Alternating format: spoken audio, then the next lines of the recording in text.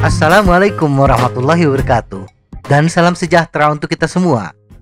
Meningkatkan kecepatan sepeda ada dua cara, yaitu meminimalkan hambatan dan meningkatkan power atau daya pesepeda. Meminimalkan hambatan terdiri dari hambatan mekanis, rolling resistance atau gaya gesek, gaya tarik gravitasi, dan hambatan udara.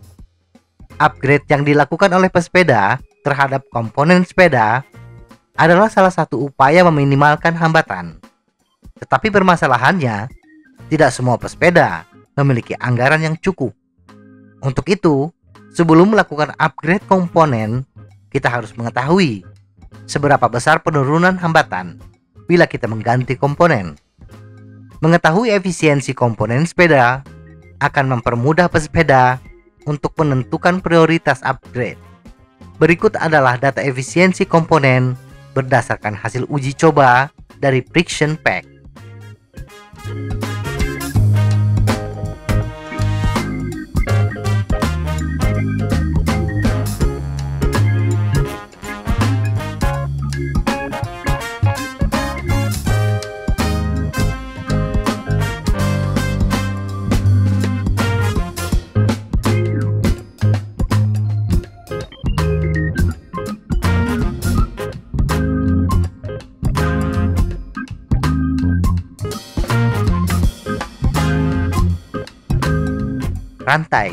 Rantai baru yang diberi pelumas dengan baik akan kehilangan daya atau power sekitar 3% dari daya.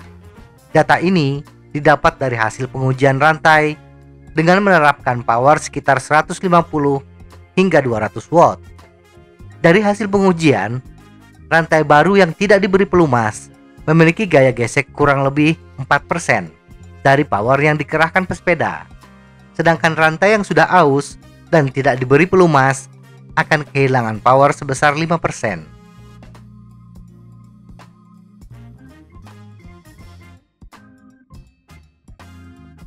Pulley derailleur.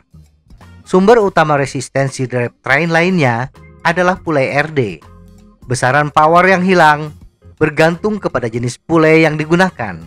Setidaknya ada 4 jenis pulley bila dilihat dari katrol pulley RD, yaitu bushing, bearing baja, bearing keramik, dan bearing keramik oversize.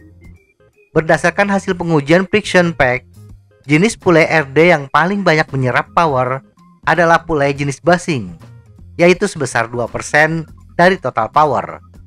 Sedangkan pulley dengan katrol bearing baja kehilangan power sebesar 1,5%. Bearing keramik kehilangan power sebesar 1%.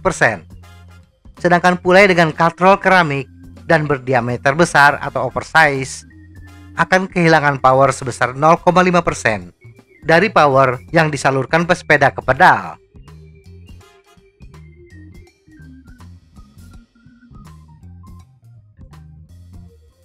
Bottom bracket standar dengan bearing baja akan kehilangan power sebesar 0,5%, sedangkan bottom bracket kualitas tinggi seperti bottom bracket Holotech 2 atau bottom bracket dengan bearing keramik akan kehilangan power sebesar 0,2% dari total power.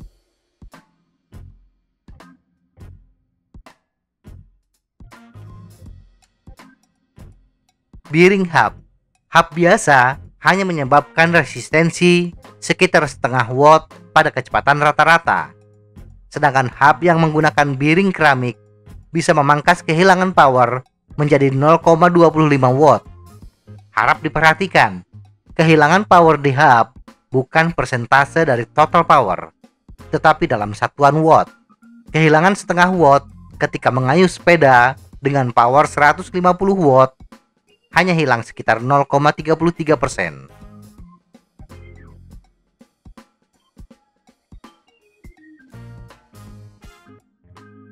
Berat. Di samping komponen sepeda, berat total juga mempengaruhi power.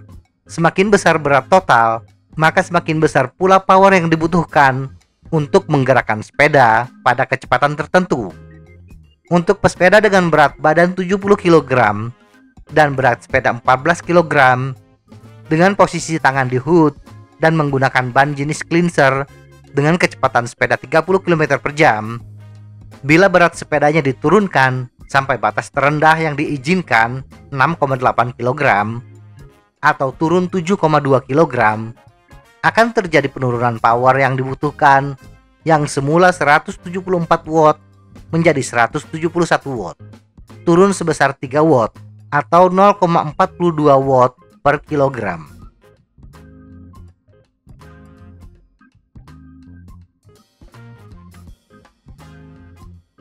Posisi bersepeda. Aspek aerodinamis adalah aspek yang paling berperan dalam kecepatan sepeda, khususnya untuk kecepatan di atas 20 km per jam. Posisi aerodinamis salah satunya ditentukan oleh posisi tangan di handlebar.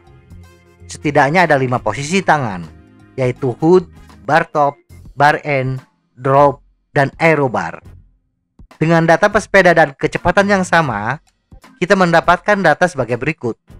Aerobar membutuhkan power sebesar 119 watt untuk menggerakkan sepeda dengan kecepatan 30 km per jam. Drop 143 watt, hood 174 watt, bar end 186 watt, dan yang paling boros tenaga adalah bar top, yaitu 195 watt.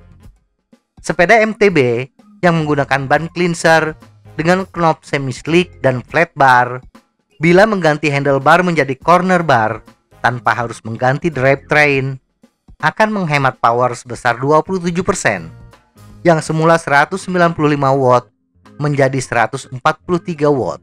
Lebih besar penurunan watt bila dibandingkan menggunakan Pulley RD keramik oversize yang harganya membuat Polda cemburut.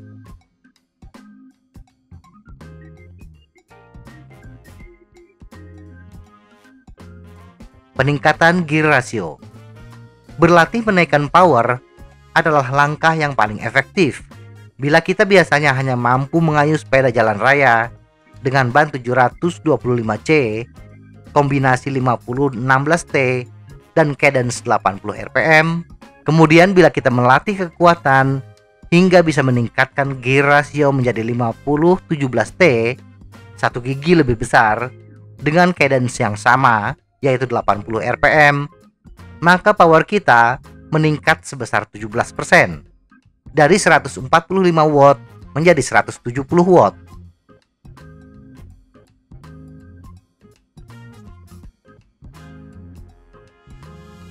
Kesimpulan, melakukan efisiensi komponen dengan melakukan upgrade secara menyeluruh, mengganti rantai, pulley, bottom bracket, hub dengan yang terbaik, dan mengganti frame yang lebih ringan 1 kg.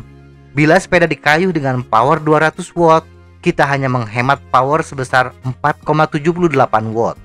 Penghematan tersebut masih kecil dibandingkan dengan mengubah posisi bersepeda yang bisa menghemat power sebesar 52 watt dengan hanya mengganti handlebar saja. Kemudian bila kita melatih diri untuk mengayuh sepeda satu gigi lebih tinggi dari biasanya, gear ratio naik 0,18 untuk ban 700C, maka power yang kita kerahkan akan naik sebesar 25 watt. Semoga informasi ini bermanfaat. Tetap sehat, salam goes.